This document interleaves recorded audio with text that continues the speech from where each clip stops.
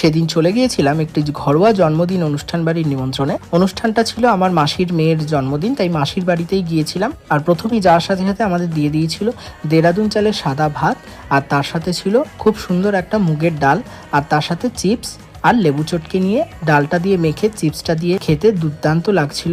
আর এরপরেই আমাদেরকে দিয়ে দিয়েছিল বেশ বড় সাইজের একটা গলদা চিংড়ির মালাইকারি। প্রতিবারের মতো তো যুদ্ধে নেমে পড়লাম। হ্যাঁ, যুদ্ধটা হলো এই গলদা চিংড়ির মালাইকারি থেকে গলদা চিংড়ি মাছ থেকে খোসাটা ছাড়িয়ে নেওয়া।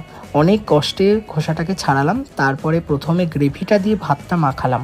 ভীষণ ভালো হয়েছিল খেতে। আমার মাসি নিজে হাতে এগুলো সব রান্না করেছিল, ওই জন্যই একেবারে ঘরোয়া ছোঁয়া পেয়েছি প্রতিটা রান্নায়।